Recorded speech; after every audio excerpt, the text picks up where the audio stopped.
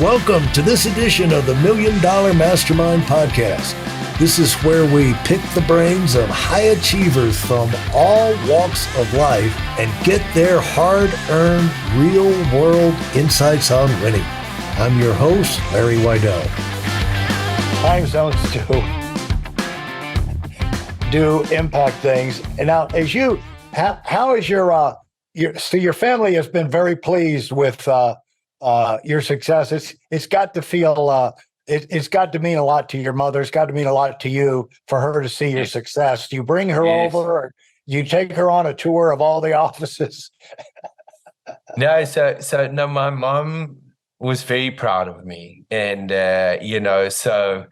she passed in 2016, but she saw a whole lot of the growth and the success. Yeah. So in the early days when we weren't making enough money to pay the bills, she would get me to come and train her how to use a computer. And so that was a way for her to support the business and for me to earn a little bit of extra income. So I would go and train her. I mean, she gave me a loan. The equivalent today is probably like $3,000 back in the early days of the business. And so she was unbelievably proud. And my dad passed last year, but also led a full and amazing life. So there was this article. I was when we reached a certain milestone, the South African version of Entrepreneur magazine, I was on the front cover. Wow! And, congratulations. No, thank you. This was quite a while back. And my dad had this copy. So anybody come to the house, he would take this thing out and show them and tell them. So they were both unbelievably proud. And I miss them, man. I wish they were here to see, to see where things have grown to. But I know in their time they found a lot of pride in what we were able to achieve as a business. What do you do to keep your personal, yourself balanced personally? Yeah. So the number one goal in my dream book talks around this exact thing, and it's going to sound boring but it's about discipline and habits. Yeah. So I've literally got a series of things that I know if I do daily, okay, that, it's really also around self-love. So the best dad I can be, or husband, or colleague, or friend, or brother, or whatever relationship I hold dear, is if I'm showing up as the best Orrin I can be. Yeah. And so some of those things there's a stretching routine I do. I write in my gratitude journal. I exercise. My eating is a very, very, very important thing. I have, on my dad's side of the family, we can put on weight. Literally I can look at a burger and I can put on pounds. Okay. So I have to put a lot of energy into thinking about what I eat. So there's a whole lot of things that I know if I do these things, I'm going to be the best Orrin I can be. And my daughter, Larry, was born. I was 45 when she was born. I only have one child. So I'm going to be 66 when she's 21. So I'm going to make sure that I can, dance with her at her 21st, and I can hopefully, be there for as much of her life as possible. So we put a lot of energy into health and fitness. I go for regular medical assessments.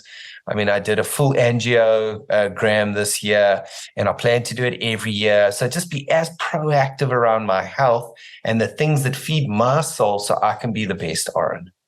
How do you track your time at the business to make sure you're not consumed at the office? So I travel a lot. So like I'm sitting now in a house I'm staying in New Orleans, and I've been working in here for the last 3 days. So I'm multiple time zones. We've got an advisory board member in London.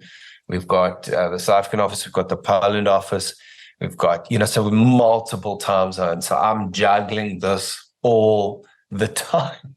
And, in my Microsoft Outlook, you can only put 3 time zones. If you use the new version, you can put more.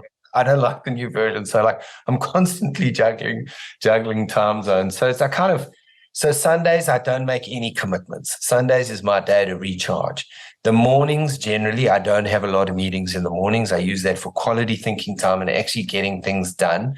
And then I've got some blocks of time that I keep focused on specific goals and objectives.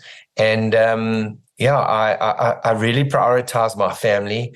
Let me put it this way: having lost my dad and my mom and other family members, and knowing how fleeting life is, I feel I'm the most present I've ever been.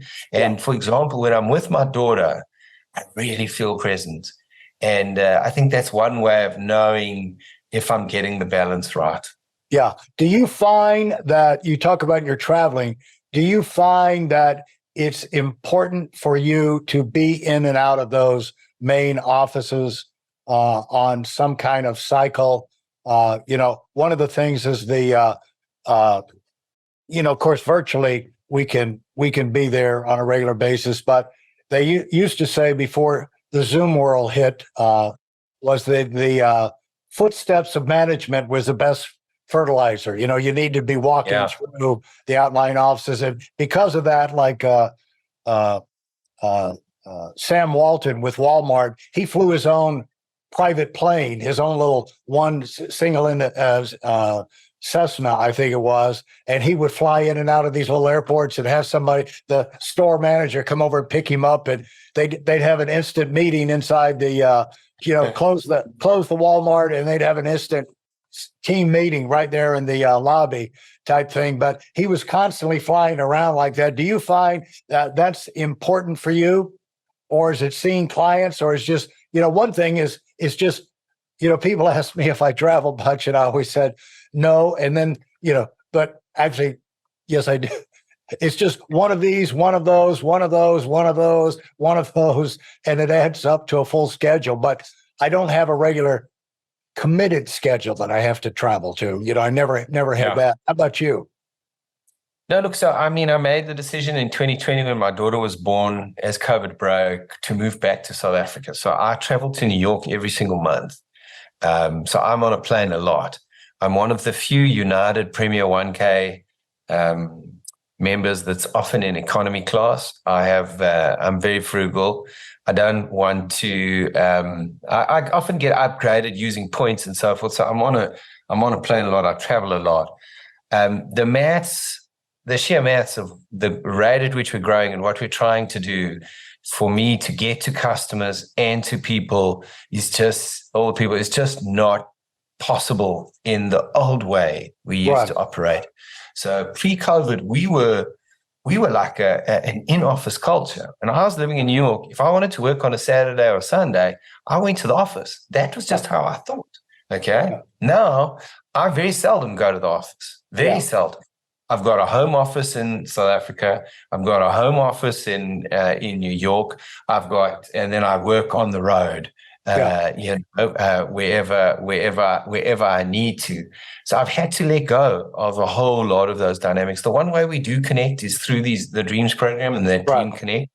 But that being said, Larry, I think we are still resting on or benefiting from how connected we were. And there are a whole lot of those people that are still there. And I think we need to apply our minds around this remote work dynamic, because like as a young person coming into an industry and you kind of join a company and you just sit at a desk at home. Right. I don't think that's right. I don't think that's going to create the pace of growth and the connectedness that you could if you were in an office. But in the same breath, Larry, we had some people that were commuting to go to our office in Manhattan 2 hours a day. Yeah. What can you do to find 2 hours in your day for the rest of your life? It's like I can never force those people to go back into the office. So, I travel a lot, and I don't go and see everybody in person. But when I do, it's unbelievable and it's inspirational for me, and it creates another level of connectedness. So, I think we need to do more of it, but I have to protect my balance. And we have to protect the balance of our people. So that's why Yeah, but that's why, Orrin, people in your position, at a certain point, it's your health and your this, that, and the other. But writing an economy from South Africa, good Lord. You got, well, one thing is it's a reward for keeping your weight off, because if you had an extra weight filling up those little tiny seats, but that's why people like you buy jets. They jet all over, so they can, at some point that might be a smart thing for you to do if you keep expanding. If you double again. Yeah. No, sure. No, so one of our advisory board members is a pilot, has a plan, and another acquisition opportunity we're talking to has, and you can see the benefits and so forth. So, yeah, I suppose I kind of still feel we're a work in progress. Right. And, sure.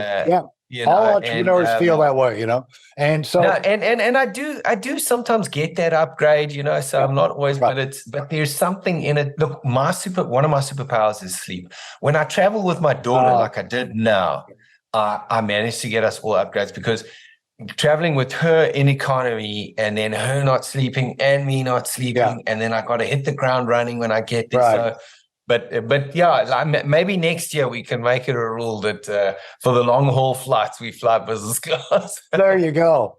Hey, do you have a dream of getting your own ranch in South Africa? No, not. I don't. I have. Look, I love South Africa. I love the coast. Coastal areas of South Africa. So I could imagine at some point having a home somewhere on the beach. There you go. Would be beautiful. But I'm also kind of one of those people that the less I have, the more I have type dynamic, That's true. So I've never been very, very materialistic from that perspective. Right. But I think a home somewhere on the beach in South Africa would be amazing. Absolutely.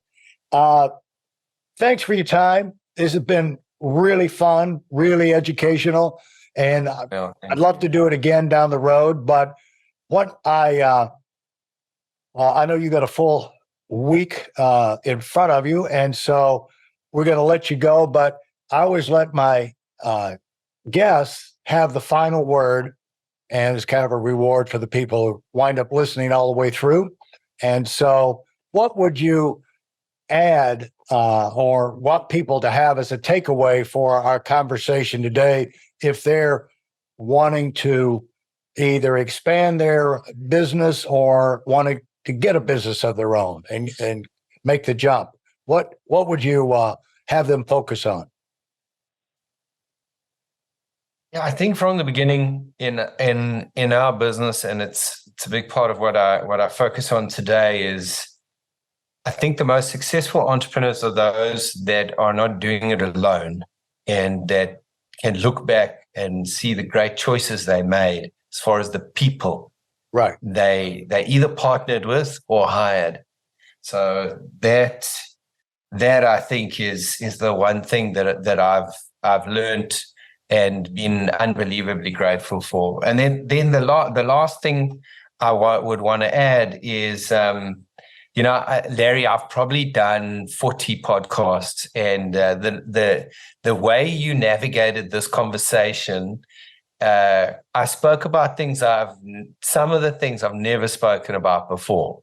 And it's just, you have this way of asking questions in such a real and authentic way that made it unbelievably fun for me. So I just want to thank you. I really enjoyed talking to you, and you obviously you're really good at this. You're a natural, but you ended up getting me to talk about things I've never spoken about on a podcast before. So thank you. You're very kind, and you were very appreciate those comments, and only worked because you were willing to go along with it, and so to open up. So thanks so much. Wishing the best for your company. From what I'm hearing, you've really got a solid foundation, and there's no reason. The industry you're in, the opportunity there, the way that you have structured your company, there's no reason I'm hearing any kind of signals that you should expect anything except really exciting growth. So it's going to be fun for us to hopefully check back in down the road, and we can talk about that and I'd love see that. what new lessons you've learned and all. So thanks so much. Only a pleasure. Thank you, Larry. Thanks for listening to the Million Dollar Mastermind. If you felt there were any valuable takeaways from this episode, please take a minute and leave us a 5-star review. Your feedback is important and really helps us get the word out to a wider audience.